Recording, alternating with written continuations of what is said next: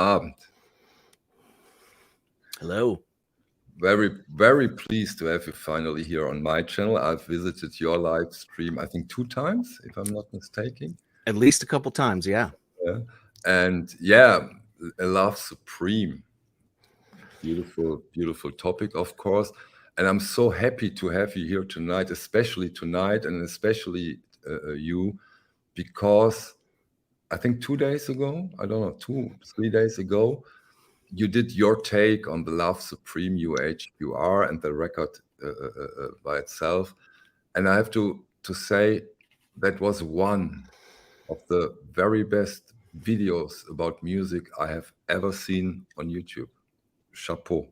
That was an amazing piece. Thank you. I just want to say, first of all, thank you for having me on. It's a pleasure. Yeah. Big fan for quite a while now. Thank and you. It's been a pleasure to have you on my show. I'm glad to finally pay a visit here and to see the wall of records, almost like it's like I'm visiting. So, you know, the video that I did was as heartfelt as I could make it. I was almost sort of in a trance from listening to the record for a long time. And it just, I appreciate the way that people responded to it.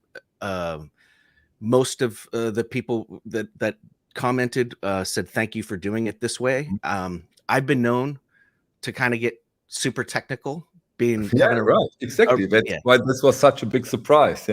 Yeah.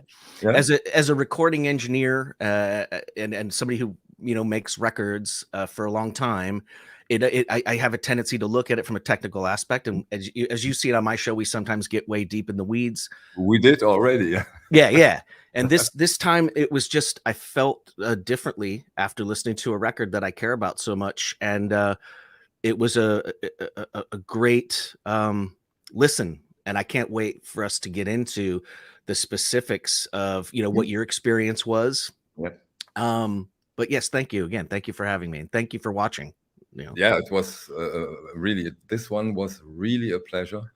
And yeah, now today we have a little more time, if you like, and maybe first of all, let's get into A Love Supreme, the UHQR. What was your? I even have it. Good. What was your? You put it on. I give you. You're the guest. You have to go first. Okay. What was your impression? What was your feeling whilst you've listened to it? You did comparisons, right, with your other copies you have, and how did you do it? Did you put on the UHQR first, or did you go back to the original or another reissue? How was it? Okay, so number one, it took me by surprise when it was announced. I had no idea that record was coming, and I had just bought the 33 RPM a couple, maybe a year back or something like that. So knowing that the record, it's shipped, and it shipped the week previous, but I wasn't going to get it until Monday. So that was Monday that I got it. What I did leading up to it, as soon as I knew it was, going to be here the next day, I sort of, we did a live stream on Sunday, and I kind of started listening then to the other copies that I had, just letting it play. And again, I wasn't sort of intently sitting there. I was just doing whatever normal stuff I was doing, playing with the dog, feeding the dog, making food. And I just let some of these other copies that I had sort of sink in. And then when the new one, are we good? We are good. You just froze for a second here. Oh, sorry. I'm sorry. So no, all good. When the new one came, I cleaned it and kind of let my sort of like cleanse the palette, let it kind of sit silent for a bit. And then I just put it on. And when I put it on, I was hearing things that I hadn't heard previously, or hearing it in a different way. I thought the record was going to be a super technical listen. I thought I was going to be doing that because I have 2 other UHQRs. I have the Hendrix Are You Experienced? And the Kind of Blue.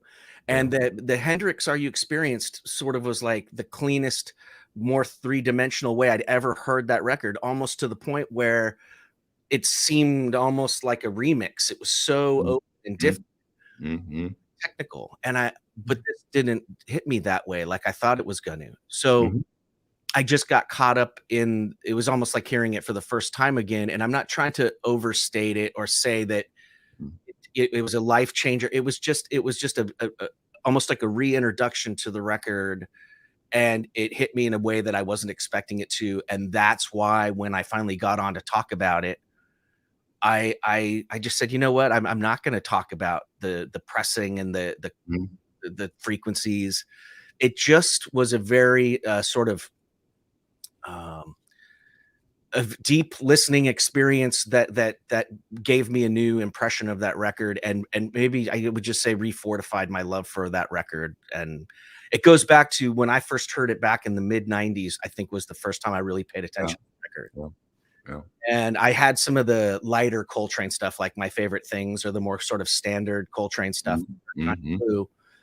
But when I heard that record, it hit me in that way that I was speaking about in the video. It was just I could hear a person, not a sax, Yeah. and I could almost hear the words that there aren't any except for the couple, you know, at the beginning. But like I almost could feel the sort of the search and the elation that the record takes you through. It's like a concept record, and I'm a big fan of concept records. Cool. So that was sort of my experience in a nutshell. It just reintroduced me to something that I'd heard so many times, and I got to hear it in a way that was just clearer and fuller and human. Also more immersive for you. Absolutely. It stopped me from what I was doing. You know, because when I'm down the hall, and the music's playing in here, I can sort of hear how everything's sort of mingling in the room, but sort of from around the corner. But then it was a different level of, you know, just the blend of I was hearing things that I just hadn't heard before, and it was a really strong experience. It was, obviously, you know. On my place, it was totally different than usual, because when I got my copy, I had two wonderful people with me. I had Thomas Busk from Denmark. Maybe you have seen him on those streams I do on Mondays and Fridays, or Mondays or Fridays. And he was visiting me this week. And Nadine from Soul Disco was with me. And that, of course, was different than usual. So I just put on the record and say, come on, let's listen to it. Let's just listen to it. No comparison. Let's just look how it touches, or does it touch us at all? And as those are my guests, they had the better places, of course. I said a little bit outside of the, let's say, the sweet spot, and we listened to it. And then, because I knew that Thomas loves this record, and of course he has all the originals you can imagine from it. Oh yeah. And he said, you know, I've listened to my original at least 150 times. Oh yeah. And he said, I have never ever heard it this way. Okay. Of course, my question was, is that now a good thing or a bad thing? And he said, Michael, this is absolutely fantastic. Yeah. Nadine's take, similar. She was, I think she's here, so in the galleries, maybe she, if you have questions for her, ask her. She also loved it. And it's not only, in my opinion, or to the understanding what they also shared with me, that you hear things that you haven't noticed. Exactly. It's also that the things you always hear comes in such a beautiful and perfect way that this really adds. And that's why I asked, how did you feel about the immersion? I think this is really a spiritual record in a way for me, to my understanding. It really drags you into it now. Yeah, and it and again, I felt sort of when I was talking about it in the first, just my first impressions, that I was sort of getting too heavy-handed with sort of my language, Hmm. but it was what I was literally thinking, Yeah. and feeling, and what again, like I kept saying, it was more human than I was expecting. I was expecting a very Mhm. technical listen. It was so immersive. Excuse me if I ask, Mhm. a very technical listen on your side because that's how you do it, or did you expect the record to be that way? I expected the record to sort of be, it's like, here, in America, when we take, what we'd call high school in Hmm. your, late teens, you sometimes take auto shop, Hmm. where you learn how to fix a car, which is funny because now they make cars that you can't even figure out what's going on under the hood when you look in there. But you'd get a manual and it might show a picture of a transmission, and there's the transmission, and it just looks like a big chunk of metal. And then you turn the page, and then there's what's like the exploded view, the Yeah. technical view of all of the parts almost, exploded. And some records are like that. If you get used to listening to them, the Jimi Hendrix UHQR, for an Hmm. example, Hmm. I was so used to hearing it, I guess you would say more kind of claustrophobic in the way Yeah. that the Yeah. presentation Yeah. was. Yeah. Yeah. Yeah. Very everything's coming at you, and you Mhm. don't really have the time or the ability to sort of pick out individual parts when you're first listening to it, because everything is so unified in the way Mhm. that it's Mhm. presented. Can I Then use the term wall of sound in a way? yeah, well, yeah, Mhm. like, Mhm. Mhm. everything yeah, like, it's like, and Mhm. if you get technical about, that idea Mhm. of where Wall of Sound came from, Phil Spector had 30 musicians playing, all coming at you, all with reverb on them, and it was just this one unified blast of music, Mhm. and you Mhm. took it as a whole.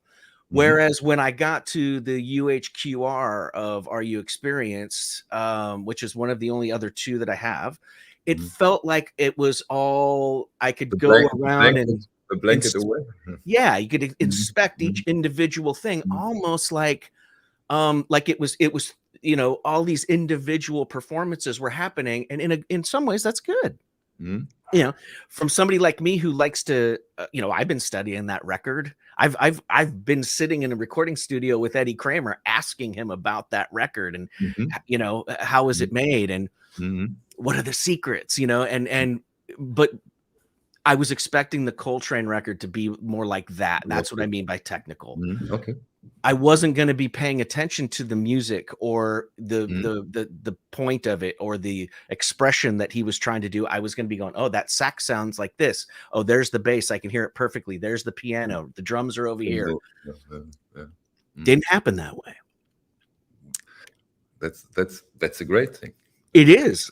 I I was think listening to the I think music. Mario Stark, maybe you would like to get into it right away or maybe later, but I think this thought that it sounds more like reel to reel to him.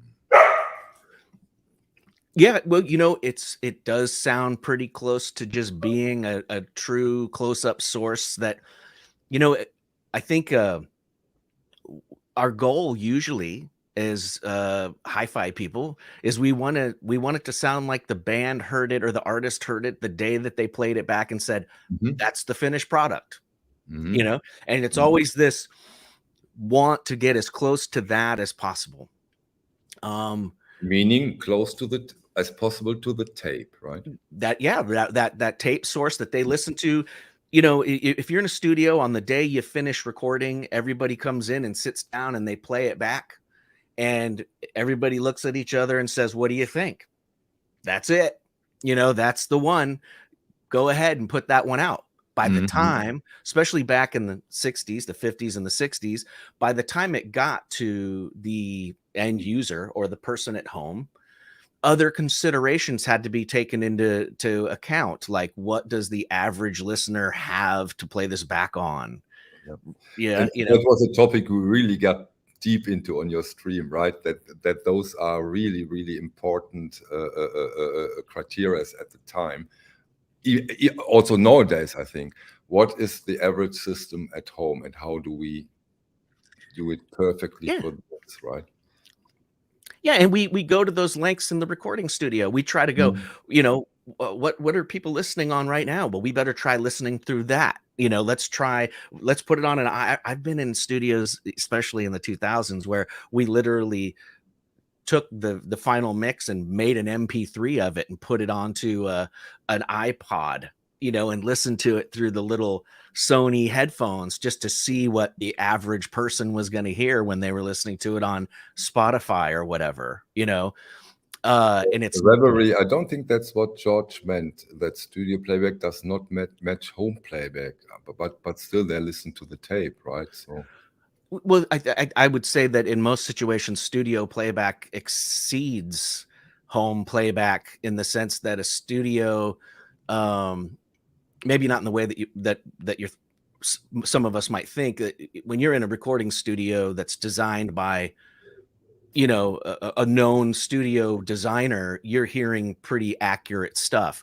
mm, Accuracy is not always what we're used to hearing, and sometimes accuracy is not even what we're striving for, because some of us, we like to incorporate tubes, or we like to incorporate, our speakers are like this, or they're set up. mm, Sometimes your living room dictates what your setup is, just because that's where you can fit things, right? Like my speakers are a little bit like this or whatever. So what I'm getting at, though, is that in a recording studio, you're trying to make sure that by the time the person gets it, wherever they are, in the car, in the headphones, wherever, they're trying to just, you want them to listen to the song, really. I mean, if you think about it as a recording engineer, the last thing I'm thinking about is, I hope they really like the sound of the snare drum. What I'm thinking is, I hope they really like the song, and I hope that they're not even thinking about yeah, the the same. engineering, you Mm, know? And mm, I think, one of the things you can say about Van Gelder is that he was aware of all of those things, and honed his technique to to put a soundstage together that we got used to, absorbing jazz through, and the techniques that he was doing were sort of to try to bridge the different. It's never going to sound like you're in the room, but mm, you can try to make it sound like they're in your room. yeah, right, exactly. Very well put. And Luc Demott, um, is it 4 times better than the analog acoustic sounds 2020 reissue? Is my question. I'm tired of a $150 record when a 40 record sounds fantastic. First, I think nobody, at least so far, probably has twisted your arm to buy it. Nobody forced you. And you're totally right when you say the acoustic sounds is fantastic, especially for this price. So it's great that this is out there. In my opinion, the UHQR Love Supreme is supposed to be the ultimate version. And of course, I mean, what does 4 times better means? Yeah. In not Yeah. And that's another thing too, is that if you buy a $2,000 turntable and you buy a $10,000 turntable, you're not getting 5 times better. You're getting maybe the last 3 or 4%. exactly. Right? It starts to be sort of diminishing returns. And when you get to the, if you're fortunate enough to have the ability to do that, or you want to, I mean, I am not, I shouldn't be buying $150 records, to be honest with you, but this record, I wanted it. And even though it's let's just be honest, they had just released it and they did a 33 RPM version of it, and it's the same guy and it's the same tape and it's probably Mhm. very close to the same process. But the increased resolution of 45 RPM, which is going to open up, the top end and give you more space and a little more resolution in certain areas of the frequency spectrum, is different. And I usually don't need to, I mean? I don't need to do that. Mhm. But in this case, I had the opportunity to do it. Like I said before, any copy that you have will do if you just want to soak in that music and experience it. And I wouldn't look at it like 4 times better. I would look at it. Not possible. It's simply not possible. I mean, the question is, maybe you can answer this with some technical comparison. But is a vinyl 4 times better than an MP3? I could not answer that. Is it or is it not? Not possible to answer. I think it's way better, but 4 times difficult. Yeah, and again, when you get to MP3s and you start looking at, you know, the bit rate of the MP3, you can make an MP3 that is of a decent quality. You can also make a lower bit rate. Exactly. And it comes down to streaming and the ease of just pushing a button and having it come through the airwaves and come to your phone and go into your. I don't think it needs to be better if you're just, you know, jogging around the lake and you're trying to listen to something while you're exercising, you know. And again, well, you just want to get through it, right? Yeah. You don't need that. Yeah, exactly. It always depends. It's always, of course, it has a lot to do with your priorities. I mean, now, and maybe that's the way I see it now, we have the freedom of choice. We have one way more to get into this record. Yeah. Yeah, and you know, to be honest about the idea of spending money on records, that's where I put that's where I want to spend my money. That's where I do want to splurge, is when I find a record that I really like. I you know, and I just want to hear it as good as I can. Sometimes I'm happy with just some Rhino reissue or something like that. Or even the original that I got when it came out. Any one of those things is okay, but I sacrifice in other ways in order to support this, you know, craziness. And again, you know, I don't even have a coffee table. I just have an IKEA couch, and all the you know, all the expenditure is on this wall over here. Yeah, I love that, of course. Same here in a way. Maybe we now jump, as we have you here as an absolute expert. When you do now maybe a technical interpretation of what you have heard on this UHQR.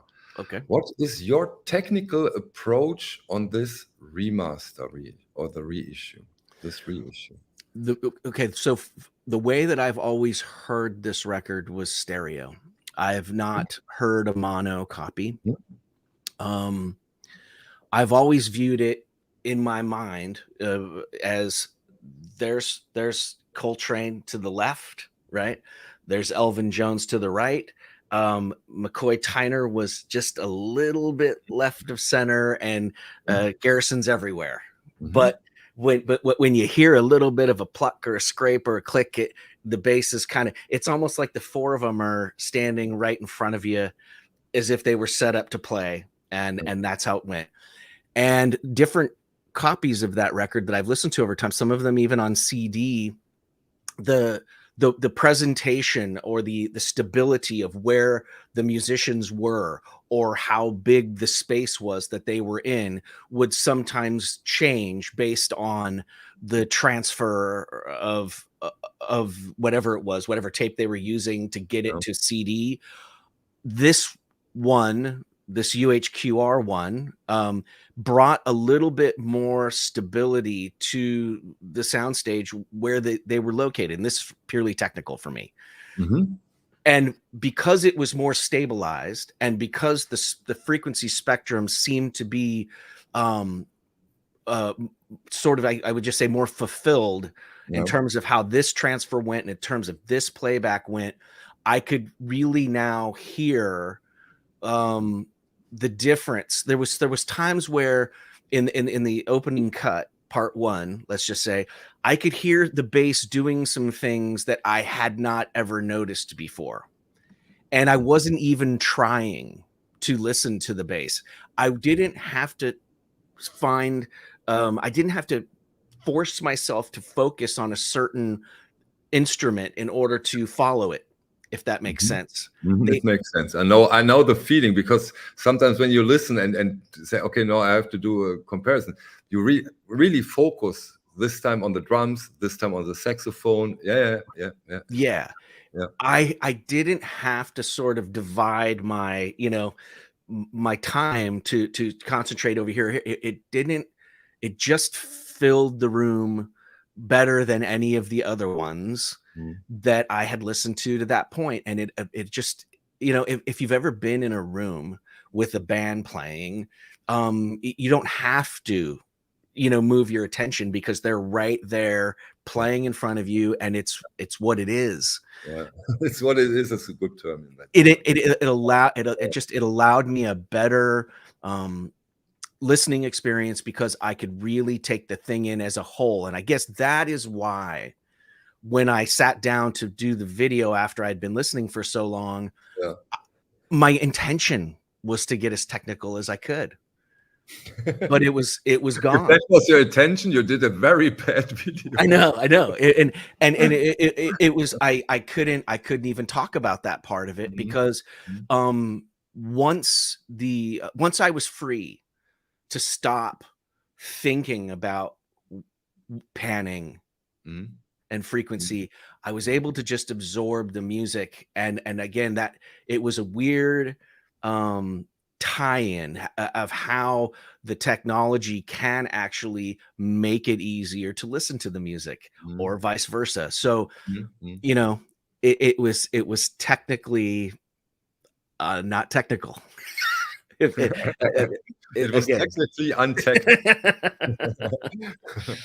and did you give it another listen, George, by the way? Sorry? Did you give it another listen yet?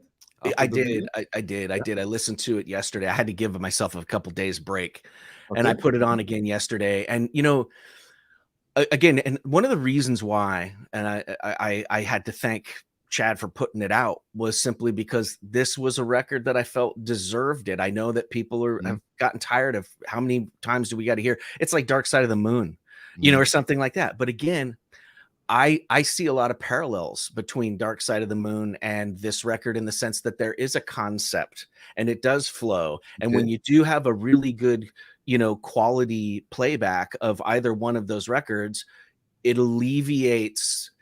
One of the things I hate is when I'm listening to a record and I start thinking, is it my cartridge? Is it the preamp? You know what I mean? Is it my amplifier? Oh, wait. I stopped listening. I just clean my cartridge. Yeah. And then it doesn't change anything. So, oh. Yeah. And then I'm down on the floor and I'm playing, I'm moving the speakers by a half an inch or like weird things like that. When I don't ever think about any of that, I don't even look at the stereo. I don't even think about it. And I'm just hearing the music, then that is the best experience that I think you can have. And that's why I think we go through all of this endlessly tweaking and buying new pieces of gear. But when you find that system that's working for you in your room and with your sensibilities and your tastes are being, allowing you to stop thinking about it now, then, you're really hearing the music, and it's, I could go on like that forever. I'm sorry. Go. That's the purpose of the video. Yeah, of course, Marius, you have to stand up. 45 is a bit of an annoying format to him. On the other hand, and I get that, it's not the first time, of course, that we hear this. Now, having every song on one side, giving skating effect, you can get better into it. But have only the, let's say, the great part of the record with information. Hey, as I said a few minutes ago, ultimate version. And is it wrong when I say, George Borden, correct me if I'm wrong, the ultimate version, is it only possible as a 45, or can you also reach the ultimate version with a 33 and a third? I think you can. I think it's a matter. Well, okay, so it's a good point, because is the experience going to be ruined for you if you have to keep getting up and switching? Now, it's so the ultimate version, fidelity wise, I believe you're always going to have better fidelity at a higher speed. It's just it works like that with tape as well. It's physics, isn't it? Well, yeah, but one of the things that you can, especially if you get into tape, if you're trying to get a lot of bass, sometimes you'll slow the tape down to 15 inches per second, And the reason why is because you're going to get a little less high-end resolution, but you're going to get a shorter waveform for the bass frequencies. They're not going to, and what that's going to mean is that the changes on the tape, it would be fluxivity. You're going to get a better resolution in the bass frequencies because they're going to be more compact, and the changes in what ends up being voltage are going to be easier to be read by the tape head. Those changes in the bass frequencies that aren't being spread out over a longer period of time. This is way technical, but so you're going to sacrifice maybe a little bit of bass resolution, but you're going to get that high frequency resolution again. I always think that if the other thing about the playback of vinyl, when you have a lot of, when I see a lot of dead wax, I get excited, especially if it's only 7 minutes at 45 RPM. I know that we're keeping the tone arm is staying out.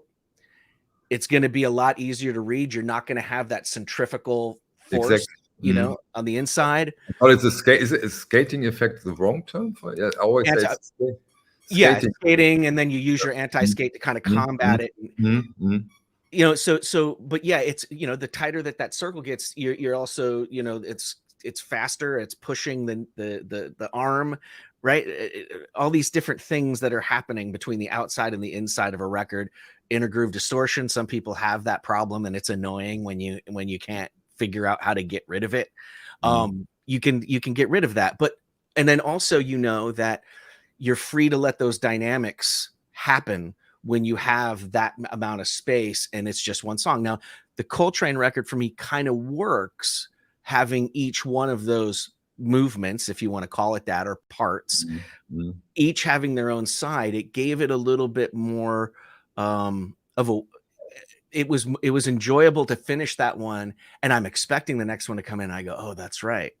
Now I'm going to get to flip it over, and I'm going to listen to just part 2, and that's going to play out. And it worked for that record. I don't like it on other times. You know, sometimes I don't. Sometimes I don't like having. Swedish now takes his toys and wants to play with. Luckily my dog is asleep. But Swedish might change that. No. Yes.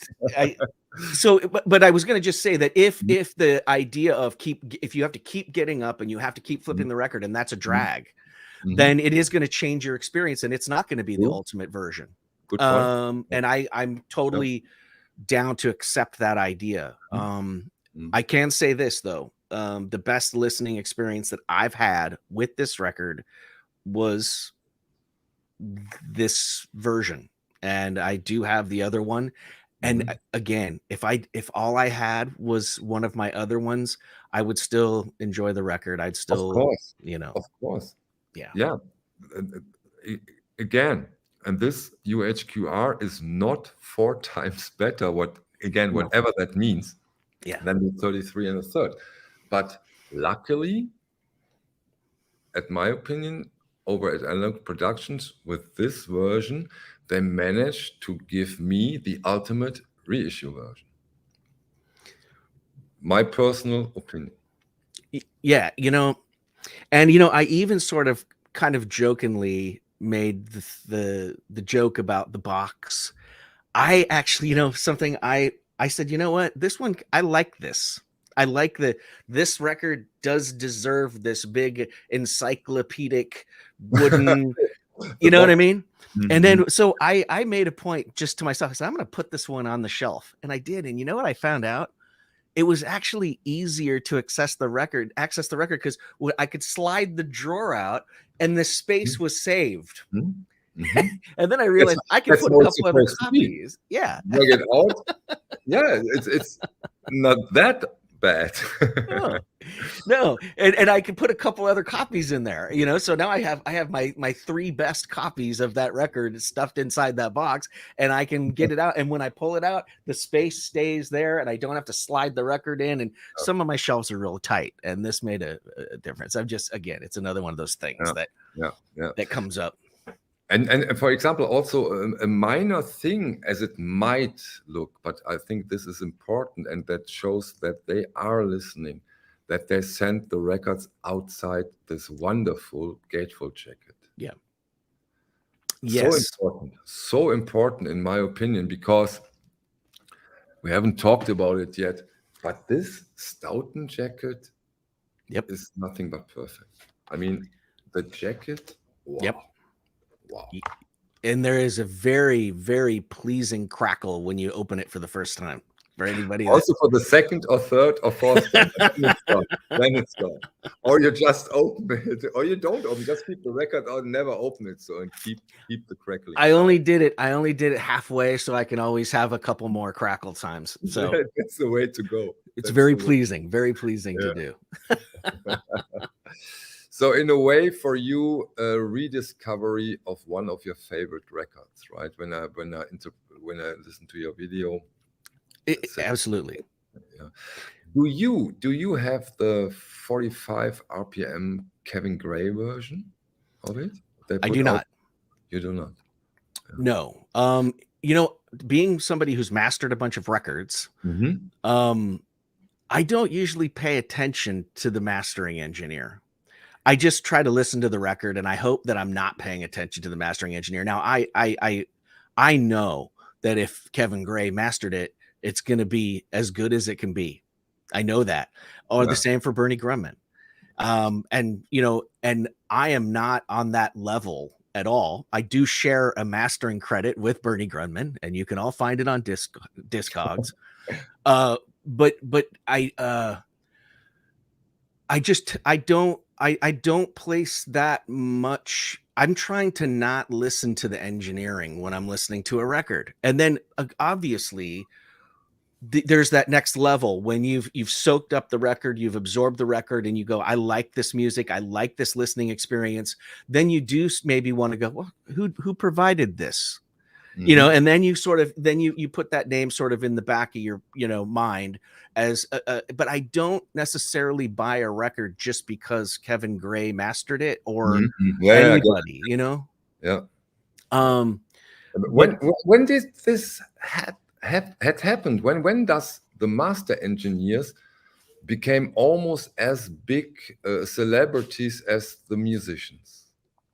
Well, to be honest with you, that level of it, I believe, came with the resurgence of records and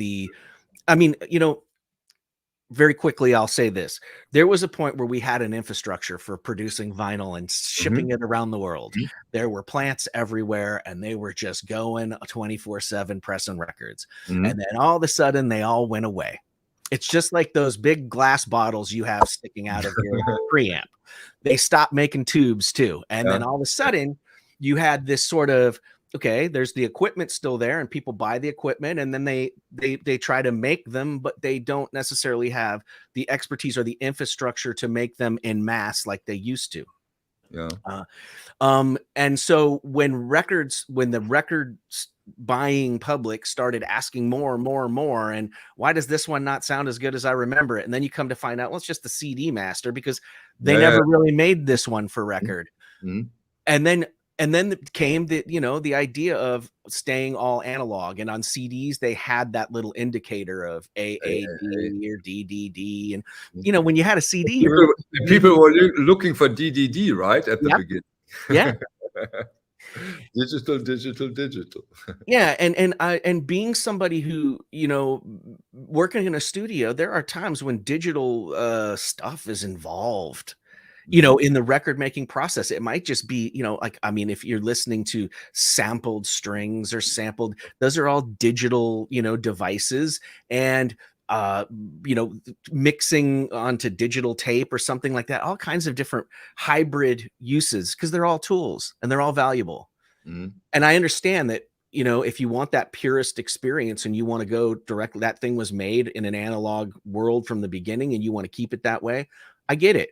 It's just hard to do. It's hard to do nowadays. And we should be thankful that we have the Kevin Grays and the Bernie Grummans and all of these guys that still have, and gals that still have mastering facilities that can accommodate analog, because most of them were forced in the 2000s to get rid of most of that analog gear because it was difficult to keep running.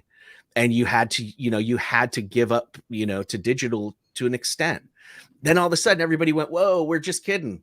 we're going back to records, you know? Just kidding. But I think also the other thing that got the mastering engineers on the map as far as people were concerned is that in the recording industry, it was almost like overnight when Pro Tools took over, recording studios started closing. Oh, did I freeze up? My back? Okay. No, all good, all good. It's only 2 seconds every note. That's not a problem at all. Okay, so what happened was is that when Pro Tools takes over, all of a sudden you can have it in your house. Yeah. And you can record to the same device that you have in a studio. Why would you pay $2,000 a day to go into this studio when you have this device at home? You know, and you have all your gear set up. I could see where people were saying that. So then what happened was, without the knowledge of how sound works, microphone techniques, gain structure, compression, you know, EQing and all these things, people just thought, well, I have the Pro Tools rig. I have the same mic that they used on this record, so I should be good to go. But there's a value to a room that was purpose built for recording. There is a value to having a knowledgeable engineer working with that microphone. The tools are one thing, you know. I have a hammer, I have a saw, but I can't make a dresser that would look so good you'd want to have that as, you know, the centerpiece of your bedroom. I don't have the knowledge to use those tools, but I can saw a board in half. Okay. So when you have the user of the tools understands how to use them, it's different. And then people were making records without all of that knowledge, and then they were going, why doesn't mine sound as good? Then the next thing you know, it was, well, you didn't get it professionally mastered. And all of a sudden, a bunch of mastering facilities that used to be recording studios started cropping up saying, the step that you have to have is mastering. And that's when people started going and paying attention to it. That's interesting now, because that means those discussions have taken place between musicians and the studio guys and the record. And they say, oh no, but this one sound better, and so what can we do now? Okay. Yeah, and it became almost like a marketing gimmick, you know. And then you started hearing phrases like radio ready and competitive loudness, okay, and things that were never really on the radar for a mastering engineer, because a mastering engineer is simply trying to take material and put it into a format that the general public can listen to. So you have to have a knowledge of what the playback system is and how to get these raw materials into a finished product that can, it's the master. That's what people are going to hear from when they push play or when they put it into their CD player, when they set the needle down. This is what you're going to hear. And that's really what mastering is. So that's why we see a lot of mastering engineers kind of look like, when they're in some interviews, they kind of look like a deer in the headlights, because they're like, I don't even think about that. You know, I don't even, you know what I mean? That they're not aware of some of that stuff because they're not trying to, I don't think, compete on that level. You know, it's not a it's not a competition. Music is art, is a community. Of course not. It's, but you know, my take would have been, but this was of course very interesting. I would have said it has something to do with Discogs, because now when you look up at a record, you have all this information at hand. Yeah.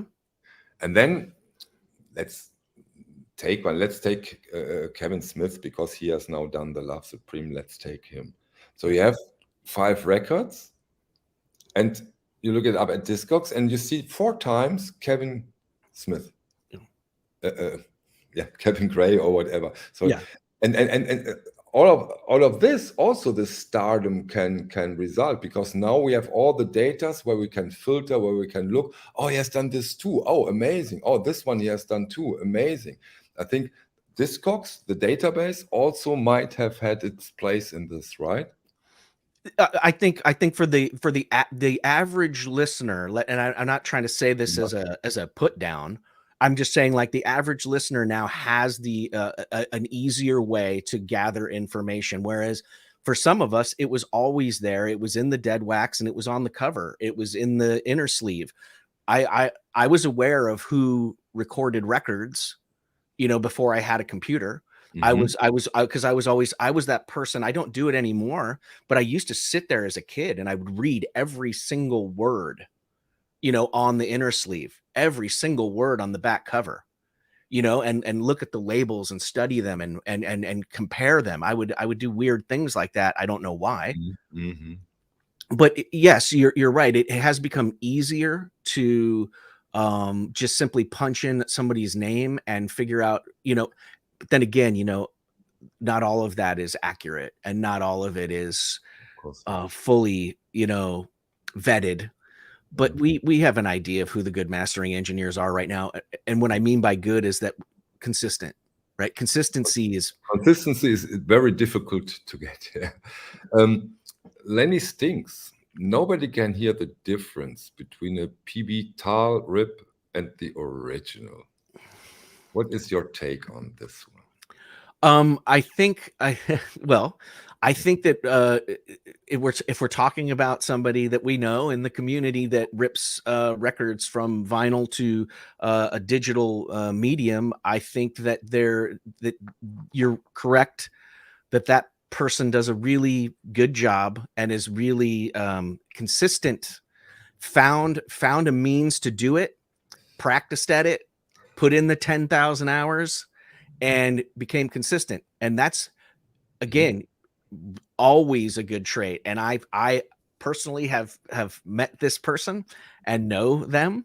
And I think that I would, if I was going to grab a rip, I would not hesitate to grab that rip from that person. Borden, always polite, always. Yeah, no, but see, again, there's a lot of people out there that put in the time and they consistent. Like I used to tell my students this, it's better to be consistent than good, especially early How on about in your being career. good and consistent with being good? Well, there you go. Because see, the thing is that once you have a consistency and you can have a predictable result, then you have a platform to build on. I know a lot of people in the music industry, especially, when everybody, when the floodgates open and everybody could make a record at home. If you give somebody 1,000 tries, even if they don't know anything about the process, there's a good chance that one of those is going to be good. Exactly. And once it's good, everybody goes, that's awesome. Let's look at them. Let's ask them some questions about how they did that. Well, I turned this, I pushed that, and all of a sudden this came out. So, hey, this is great. That's not going to get you consistency. That's going to be, a shot in the dark. Now, somebody like the person we're talking about puts in all that time, knows their system, can get predictable results. Now they have the opportunity to improve the process because they know what works and what doesn't. And a lot of this is really ruling out what not to do. We all keep trying and you rule out, I'm never going to do that again. I'm never going to do that again. This worked. I'm sticking with this until it fails, but I'm going to keep doing this one. And then you add that to the repertoire, and consistently bad does exist too. That is true. But at least you know what the results will be if you continue to do the same thing over and over again. Can save you a lot of money. From there, you can improve. And again, nothing that I'm saying is absolute. I'm actually just trying to give my opinion about what constitutes let's just say the ability for success. And that's the thing. It's the more I practice, the luckier I get. There's yeah, but never ever, in my opinion, as I'm getting older now, never ever underestimate the effect of experience, right?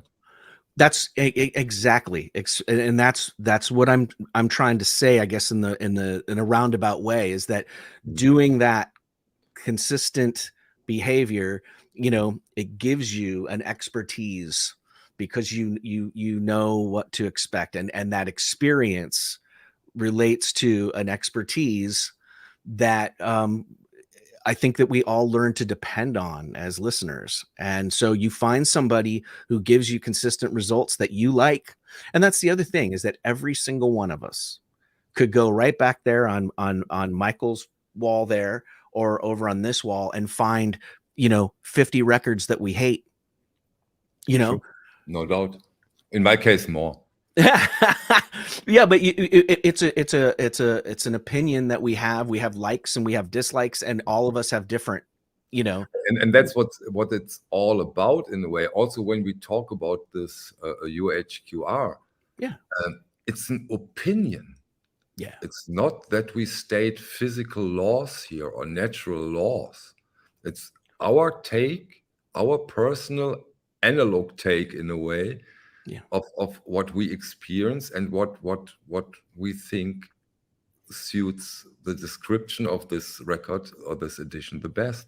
That's all we can do, or at least that's all I want to do. A journey and opinions. yeah. And I'll be honest with you. I specifically said the night before that I got this record, I said, if this one doesn't blow my mind, I'm going to probably stop buying these, because I've already bought a couple of them, and even though I liked them, they weren't blowing my mind. And I'm willing to say I'm wrong, or I made a mistake, or I screwed this up. We one of the funnest things about having this community and having all these different opinions is that, hopefully as you grow and you get older, like, some of us are already, this wasn't always this color, this wasn't always there. yeah. Your opinions change as you learn more and you experience more. And if and I can tell you this, when I was 25, I used to say, I'm never going to change my opinion about this. Of course not. And when you don't grow, then you're not going to experience as much as you will if you keep your mind open to stuff like that. And very important point. And I so totally agree. Always sticking. I remember when I was in my 20s, so many records at that time were a total no-go. Yeah, I will never ever listen to it, never. And now I love them. And again, I just saw somebody make a point. I think it was Mr. Stark there was, changing your cartridge can change your experience. Changing your preamp can change your experience. Changing your cables can change your experience. It's a system, right? You put together a system and you change one part of that system. Yeah, especially if you need a back brace to set that thing down. You're committing, but it's all a system, and if you change one part of that system, it changes the way that all the different parts of the system interact with each other, or can or can't, and you settle in on something that works for you and gives you consistent results, and then you hopefully you settle into something that you can listen to for a long period of time, and you start to get used to it, and then you can start to trust it and know what you're going to get, and you can make this acquainted to it. Exactly. Yeah, burn in or play in together in a way, right? Yeah, we were talking about that right before we came on. I was asking Michael if his cartridge had burnt in yet, and he still got hours to go, but yet there is that immediate thing when you get one and you kind of go, oh, okay, this is going to keep growing with me. And then I made the point that sometimes I feel like I'm burning into my cartridges, and I'm getting trained on how that cartridge works, Exactly. It's just fun. I think this is supposed to be fun, right? It's fun. That's what it's all about. Yeah. Giving you the most pleasure possible. Exactly. And that's also reflects on this price discussion. Yeah. That's in a way the only thing that counts. Is it worth it to me or not? Yeah. It's as easy as this. Yeah. And if somebody says, no, it's not worth it to me, hey, fine. Yeah. And otherwise, if you say, no, this one is it's worth for me, that doesn't make you an evil person or a person that don't understand. No, it's worth it to you. And you have the pleasure of it, and all good here. I do not understand this sometimes, in rare occasions, this bit nasty take on it. I just cannot follow that in a way. I think all of us have our moments when we get into a situation and it's like, oh my gosh, this again? I'm so tired of it. Something could be anything. It could happen in our lives and personal stuff, or it can be with people that we talk to, or it could be, our dogs, like, oh, are you going to do that again? Whatever it is, you kind of, you build up a certain amount of maybe angst towards something. And I think that I understand some people kind of going, I know that there's a lot of people out there that have, I think, unfulfilled, let's just say unfulfilled wants when it comes to records that they want to see put out. And I mean, nobody wants to hear us talking about the Beatles anymore. Nobody wants to hear us talking about Dark Side of the Moon anymore, or A Love Supreme anymore, because there's so many other records out there that they want to get that treatment on because they really mean something to them. Yes. And I totally understand that. Yeah. And I have those records too. You probably have those records too, right? Yeah. Please give it a try. Yeah. Yeah, of course. And I can say this though, is that from my age group, in my tastes and the records that I grew up listening to, a lot of those records were a big deal. A lot of records like Dark Side of the Moon or the Beatle records or whatever at the time were a big deal. And so those are those ones for me. And I could say that about this record we're talking about today. That record is one of those ones where it's like, I'm not going to get mad if they do 5 more of them, because I'm always eager to kind of go, well, maybe I can find another one. But I understand that there's some people with way more rarefied tastes than just sort of the top standard records that we all talk about. And they want to see those records be put out, and they don't want to see $150 record that they've already seen 20 times in the last 10 years. Yeah. I understand it. But on the other side of it, it's, you don't have to buy it. You don't even have to think about it. You don't have to watch a video about it. You don't have to watch us talk about it. That's the freedom too. And Exactly, that's it. And nobody can put it better than you. Do whatever you like.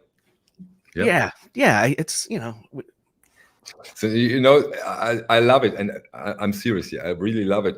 When I love those discussions when it comes up that, oh, this one would be great. And this one would be great. We had that with the last video I did with Chet Kasem, and Chet and me really liked that part where the people throw titles at him and come on, Nirvana, Nevermind, Sonic Youth, and whatever. But hey, we will see. He can't do them all. He can't do them all. No, and I would assume eventually, as if this keeps going on and people keep buying records, more people like that will step up from areas that focus on different styles of music, right? And not just sort of the classic titles. And who knows, maybe we'll see Sub Pop come out with a high definition version of their catalog. Yes. And I got this question. I think it was at one of my live streams. I'm not 100% certain where it was exactly. And they asked me, do you think that those 90s records will get at some point audiophile re-releases? And I said what I say here now. I'm 100% certain that eventually they get it, because those things also go through time, and there will be companies that will do them. I'm quite sure. Yeah, and again, I don't like to be the bringer of bad news or to say, we got to also remember that some of these tapes may not be up Mm. to the level, you know. Some of the tapes, let's just say this, a lot of the tapes, you know, I used to work at a facility where we had a storage room that was climate controlled, Yeah. that had a lot of tapes in there. And these tapes, this, you know, this facility only existed since 99. So every tape that was in there was made since 99. And by 2016, 2017, when we were pulling some of those tapes out, they were shedding. They were, you know, they were not doing so good. And that goes for the tapes of a certain era, right? For certain years. And which years are those? well, I would say mostly starting in the 80s through the 90s, when you know, I think Ampex, this is kind of maybe too in the weeds, but from an engineering standpoint, Ampex 456 and 499 sounded good, but had a tendency to not hold up over time. And in most situations, sticky tapes, or have they been earlier? The sticky tapes you need to bake. Is this a different problem? well, that's what it is. When the tape starts to shed and come apart, you got to I guess, you know, dehumidify it to a point. And you know, if anybody wants to sort of see the conundrum of it, again, check out that Fremer video where he goes to Iron Mountain. And there, you know, the guy's got a transfer room where he's got a Studer, you know, 2-inch, and he can change the head stack from 24 to 16 to 8. Yes, 456. No, well, M46, but 499 too. 499 was the next version after 456. I think you were looking at the difference also, like, you know, +9 tapes that you could hit them harder. But then again, again, I don't want to talk about like alignment of machines and all that kind of stuff and the storage of tape. But if you want to see, you know, a vast amount of records being stored in their, you know, native habitat, meaning on shelves in tape boxes, the guy's got a transfer room and he's got his Studer machine. He's got his, you know, Prism. I think he was using Prism converters, and he had his little console if he needed to remix, and he had Pro Tools and all this stuff. But right over in the corner, there was an oven in the transfer room. Now, what that's talking about is that one of the tools in the transfer room was an oven for cooking the tape. Okay. And the reality is that when you cook that tape, when you bake it, the first thing that you want to do is you want to transfer that to something else, because it's not got long to go. Yeah. Your choices are another tape transfer and loss of generation, or digital. And that tape that you transfer to is going to be probably current production stock of tape, which we also know has got issues with production. There was a point in time in the 2000s where we couldn't even buy tape. Okay. There was a point where nobody was manufacturing it. So everything since then has been people trying to pick up the slack and figure out a way to get involved and make tape. So I am. May I ask you one question now that you're at the baking of the tapes, but that they discovered at some point how many tapes got lost until they discovered that they can bake them? Well, yeah. Well, they knew about baking for quite a while. If you want to see, I think it was Tom Petty did a box set in the late 80s, mid to late 80s, called Play. Actually a reel of tape stuffed into a toaster oven, you know, like a little one that you would, you know, put your toast in. And that was the joke that I think most people were, what does that even mean? You know, why are they doing it? Because it's hot. No, it was because they were, in order to go back to those 70s tapes, they were finding already that there was issues. And there are some that are still good. There are a lot that are still good, but I think that you're going to find that the by label, by budget, by if a band transferred from one label to another, and then the masters, there was always sort of an issue about who's going to keep these, who's going to retain these, and all that kind of stuff. You know, it's just a thing to think about, and it's just something to contemplate when you're wondering why certain records may or may not be getting that sort of high fidelity treatment. You know, I think that's a factor too. Okay, interesting take. You know, but again, it's really fun to have a reel-to-reel machine. I've had lots of them. It's always fun.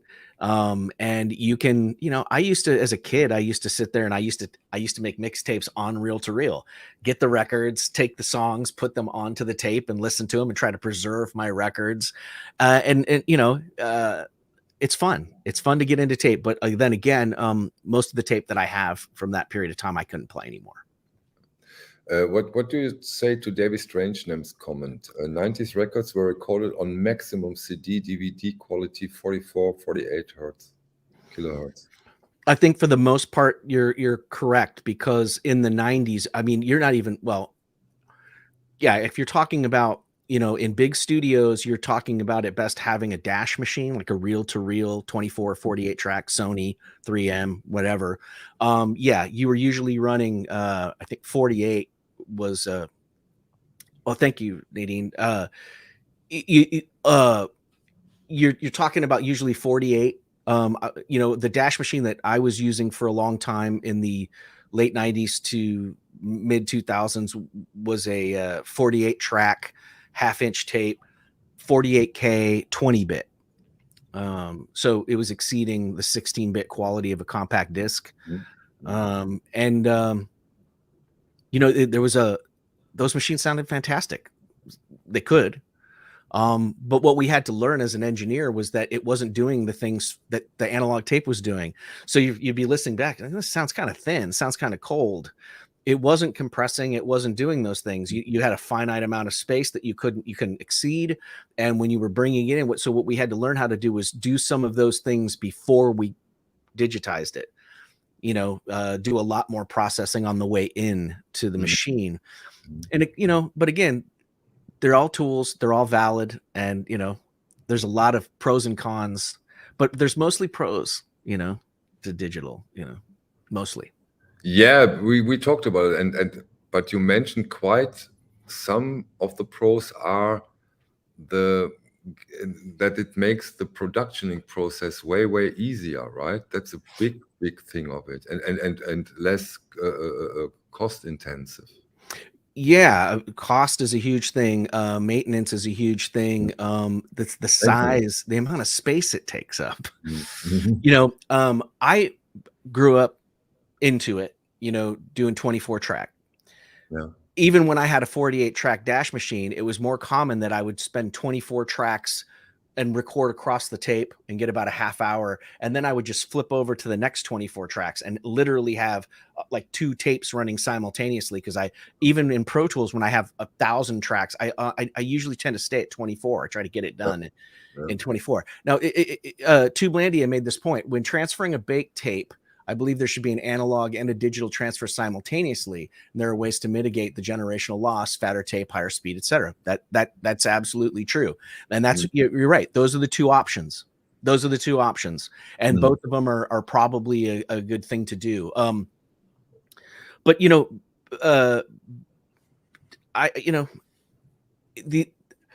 I don't ask that question so much when I'm listening to a record. At first, believe it or not, how was this done? I'm just trying to like the song.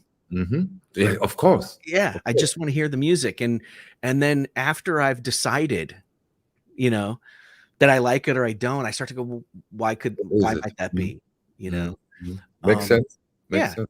The Sex Pistols on UHQR is a valid thing too, because you're hearing it as good as you could hear it. You know what I mean? Like that's such an important point. That's what I say really quite often to me and on my channel. I want the best possible version.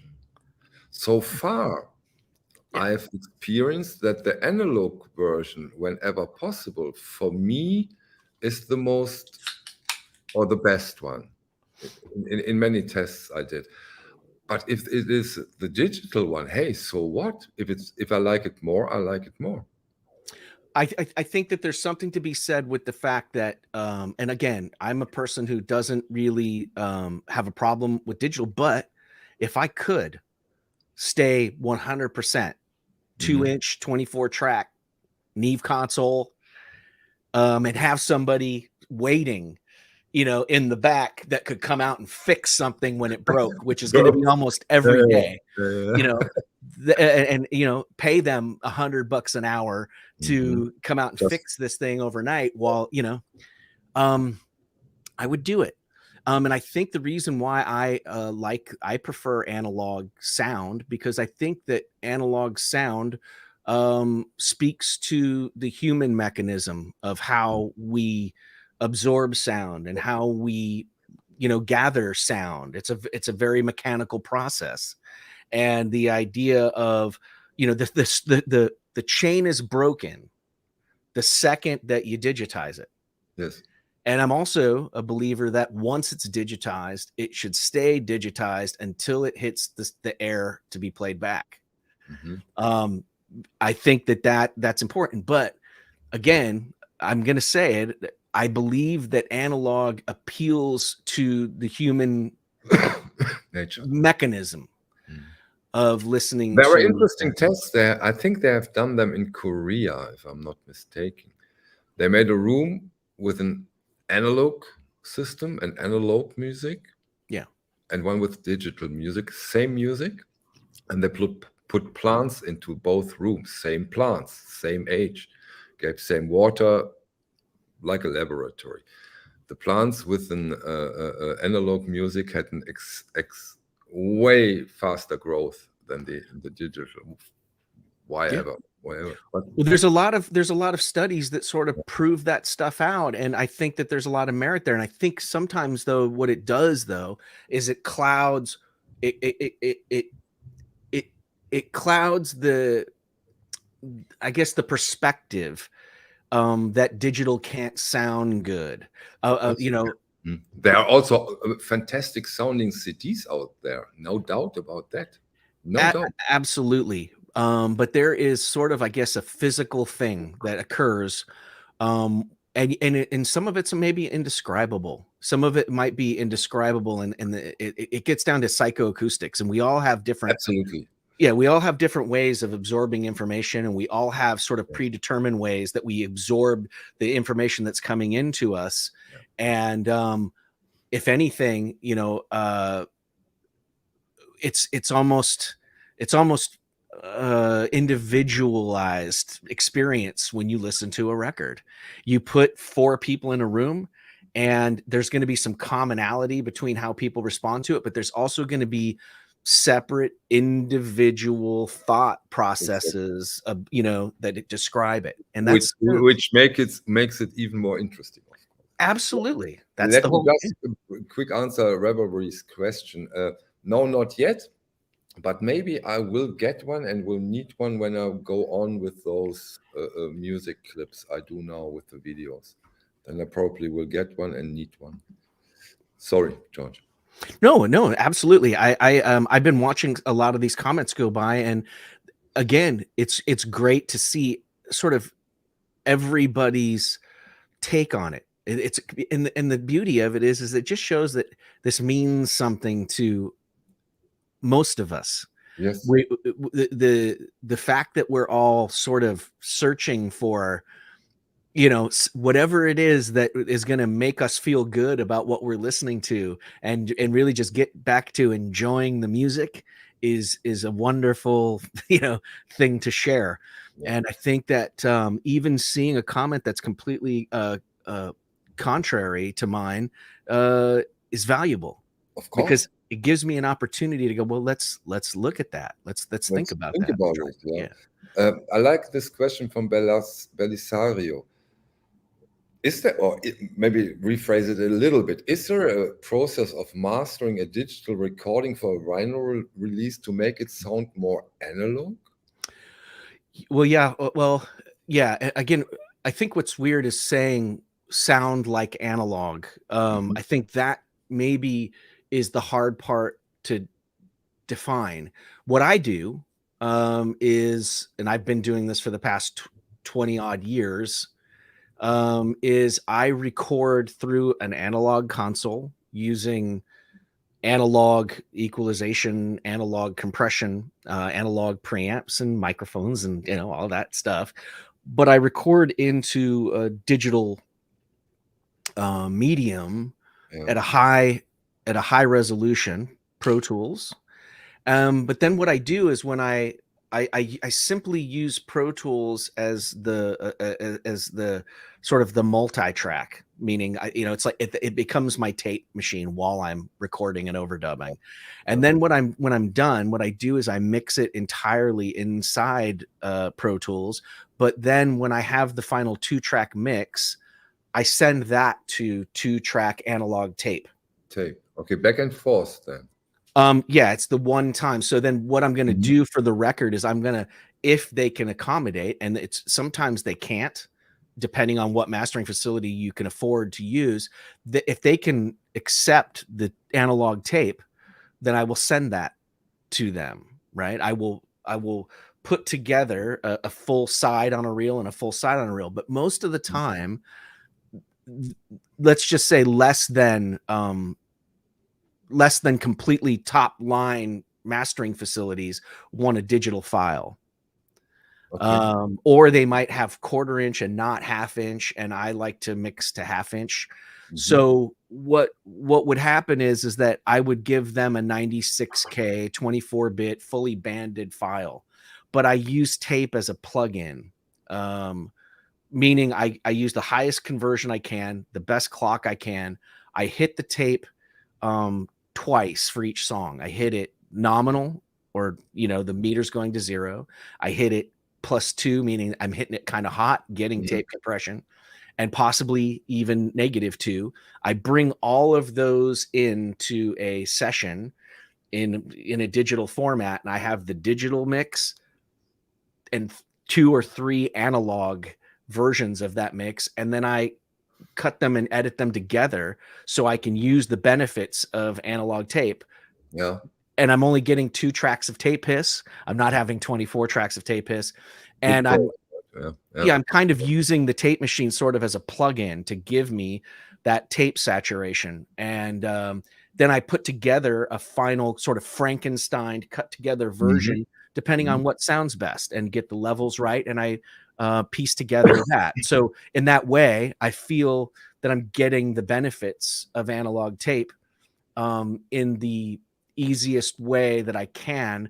Mhm. That is the most affordable way too, because Mhm. you know, if I'm working with a client that is not on a major, there's not too many major label artists anymore wandering around looking for a Yeah. 6-month lockout of a studio. These are folks that have, limited funds. And so going into a studio and recording to 2-inch 24 track and carrying around 20 reels and even buying 20 reels at $300 a pop, it's not even on their table to Yes. do. So, Yeah. um, there are ways to do it.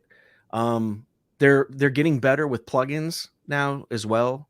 Um, the difference though when you're running analog circuitry is that it's almost random.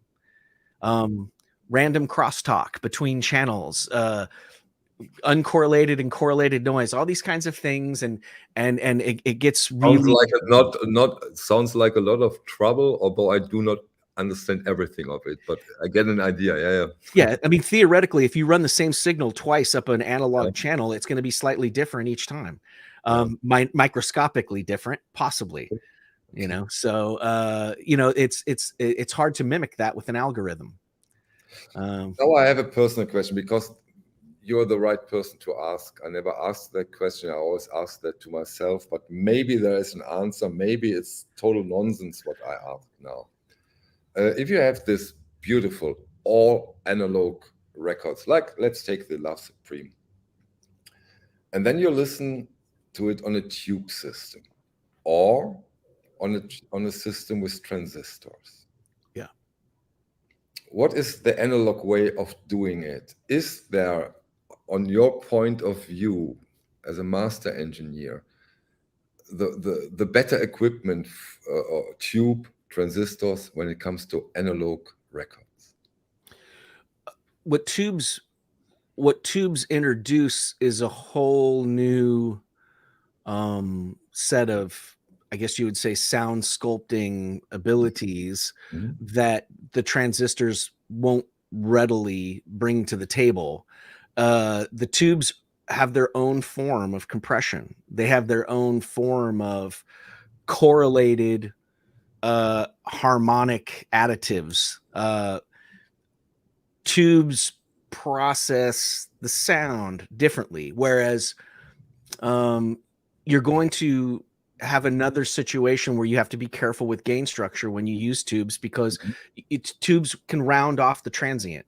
So if you're looking to keep a very nice, accurate transient response, I don't think running it into, hitting a tube hard is going to yield the results you want. Yet there's going to be a harmonic payoff for doing such a thing. Yeah. Whereas a transistorized system or a solid state situation is going to be a little more, I'd say, accurate and forgiving and consistent. Tubes change over time. Like in the course of a day, if you're going to like use a tube microphone, for instance, you're going to turn that thing on an hour before you start using it. Because if you immediately start using it, the vocals will change considerably. If you're having somebody sing into it, it'll sound different 2 hours down the road than it sounded when you first turned it on. Tubes, tubes have a beauty to them, but it's also sort of a flawed beauty in the sense that sometimes your tubes can also turn microphonic, and you may not notice until it's too late. Things of that nature. And again, current production tubes are not as reliable than the way that they used to be done, up until the early 80s, I think. Exactly. That's true. But they're both valid. They're both valid. One of the greatest consoles from my liking would be like a Neve, a vintage Neve console. There's not tubes in there. It's a transistorized system. And it's funny that you're going to get into Beatle talk. The Beatles were using a tube console for the majority of their career, and switched to a transistorized console, the TG console, for Abbey Road, which most people consider to be the Beatles' best sounding record in fidelity. See, here we go. No laws. It's always the same. And so it's like, do your figuring out there. It's like they're both good, and I believe Pink Floyd used that same console for Dark Side of the Moon. Terrible sounding record. Yeah, exactly. Yeah. That was a joke, so no ugly comments, please. George, almost 90 minutes. Thank you so much. I hope this was only the first time and not the last time. Hey, I will come back anytime you want, Michael. It's a pleasure talking with you. We always have good conversations, here or there. It's always fun to talk to you, and I really appreciate you having me on today. Thank you very much. Amazing take on things. Yeah. And I like that with you can go from here to there, stay there, go there. I love that. I totally love that. Thank you so much, George. Really enjoyed. And look up his take on the Love Supreme. Amazing. Thank you very much. Bye.